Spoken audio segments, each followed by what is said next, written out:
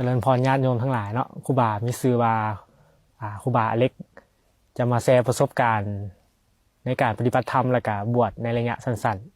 ๆในช่วงที่ครูบามาปฏิบัตินี่มันถึกช่วงงานปฏิบัติอยู่วัดป่าดานพระเนาะครูบาเป็นคนหนึ่งที่บ่ค่อยได้ปฏิบัติธรรมหรือศึกษาธรรมเลยก็ได้มีโอกาสมาลองศึกษาในช่วงแรกๆครูบาก็ปฏิบัติบ่ค่อยสงบเนาะบ่คือองค์อื่นหรือว่าคือพอข่าวเทินที่เคยปฏิบัติมาก็ในช่วงระยะแรกก็สิจิตฟุ้งซ่านนั่งสมาธิบ่ค่อยได้แม้แต่นั่งขัตมาธินี่ก็ยังรู้สึกว่าตัวเองยังเฮ็ดบ่ได้ในช่วงนั้นรู้สึกว่าทางโลกเขาก็ยังหลายแน่คิดฟุ้งซ่านไปเรื่อยบ่ฮู้วิธีแก้เนาะแต่ก็ได้ปฏิบัติมาในช่วงระยะนึงประมาณ 4-5 มื้อพระอาจารย์หลายๆองค์เพิ่นก็ได้สอนวิธีการเจริญอานาปานสติเป็นต้นการที่เฮามาฝึกมาปฏิบัตินี่มันต้องมีอย่างแน่ฮู้เกี่ยวกับอย่างแน่ในการปฏิบัติได้เรียนรู้หลายจากพระสงฆ์หลายๆองค์เพราะว่าจะเป็นวัดอยู่วัดป่าเฮาเนาะแล้วก็พระสงฆ์ที่วัดอื่นเพิ่นได้มาร่วมงานนํเพิ่นก็บอกแล้วก็ได้แชร์ประสบการณ์เรียนรู้ไปละหน่อยจากครูบานี่เป็นคนนึงที่แบบข้างนอกว่าซี่ซะบ่ค่อยถือศีลก็ถือศีลแบบถือศีล5ก็แบบได้บางข้อแน่บ่ได้บางข้อแน่แต่พอได้มาปฏิบัติแล้วก็บวชก็เฮาได้ฮู้ศีลของพระเนาะว่าต้องมีหยังแน่ก็ได้เข้าใจได้ศึกษาหลายขึ้นก็รู้สึกว่าช่วยในการใช้ชีวิตเฮาหลายบ่ว่าจะเป็นการนั่งสมาธิการคิดการย่างคำเว้าต่างๆวาจาสังรวมเพราะว่าเฮาบ่ได้เป็นฆราวาสอยู่ข้างนอกละเฮาก็ต้องได้สังรวมตัวเองในการเว้าการวาจาแล้วก็ครูบาก็ได้ศึกษามาฮอดตอนนี้แล้วก็ประมาณ3อาทิตย์ละตอนนี้ก็ได้เรียนรู้หลายเรื่องเพราะว่าจะเป็นบาปกรรมเนาะคุณแม่ต่างๆโทษของการฆ่าสัตว์บ่โทษของการประพฤติผิดในกามการดื่มสุราเมาว่าไปก็ในมื้อนี้ครูบาได้มาเว้านี่ก็อยากให้แชร์ไปเนาะให้คนรุ่นใหม่หรือว่าคนที่สนใจในธรรมะได้มีโอกาสเข้ามาปฏิบัติธรรมฝึกธรรมในช่วงเวลาสั้นๆหรือได้หลายก็ดีมีโอกาสก็ให้อยากให้มาฝึกปฏิบัติเบิ่งบ่จำเป็นว่าเฮาต้องมีความรู้หลายแต่ถ้าเฮามาปฏิบัตินี่ขอให้เฮาเปิดใจในการฝึกฟังเพิ่นฟังครูบาอาจารย์เพิ่นแต่ละองค์เพราะว่าถ้าเฮาได้ลองฝึกแล้วทุกอย่างก็สิมีความดีขึ้นเนาะสงบว่าซี่ซะก็มีความสงบหลายขึ้นเพราะว่าจะเป็นการแบบการใช้ชีวิตคือแบบครูบานี่ก็เป็นคนบ่ค่อยสบายอยู่ละคิดฟุ้งซ่านเรื่องเวลาเป็นพยาธิอย่างนี้ก็คิดไปคิดว่าตัวเองสิตายบ่อย่างนี้สิคิดไปเรื่อยเปื่อยแต่พอได้มาศึกษาธรรมฟังธรรมะก็รู้สึกปล่อยวางหลายขึ้นก็ได้ธรรมะนี่มาประคับประคองในการช่วยเรื่องนั้นอันนี้ก็อยากแชร์ให้อีกเนาะอีกเรื่องนึงกับเรื่องบาปบุญคนทางนอกซะคือศีล5การเป็นฆราวาสข้างนอกนี่เฮาอาจจะถือเบาเรื่องศีล5ดื่มสุราประพฤติผิดในกามฆ่าสัตว์จังซี่มุสาเว้าตัวบอกว่าไปอันนี้ก็เบิ่งอาจจะเป็นเรื่องธรรมดาเนาะของคนทางนอกแต่ว่าในการฝึกทำถ้าเฮาได้เรียนรู้ดีๆนี่มันเป็นการผิดศีลร้ายแรงอยู่เด้อาจจะถึงตกนรกได้เลยตัวนี้ก็เลยอยากให้มาแต่ละคนนี่ได้มาศึกษาธรรมปฏิบัติธรรมร่วมกันเนาะหลายองค์ก็เป็นการม่วนซื่นไปดีกว่าการไปสังสรรค์ดื่มเหล้าเบียร์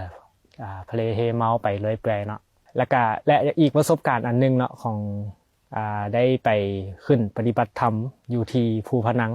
ปฏิบัติกับประมาณจัก6มื้อการปฏิบัตินี่ก็เป็นไปด้วยความราบรื่นเนาะตอนอยู่ภูได้บ่แม่นตอนขึ้น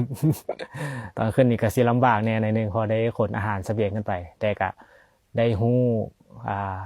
หลายอย่างเนาะว่าการที่เฮาแบบฝึกความอดทนแน่ขั้นนึงก็ฝึกความอดทนแล้วก็ได้ฮู้หลายๆด้านเนาะเพราะว่า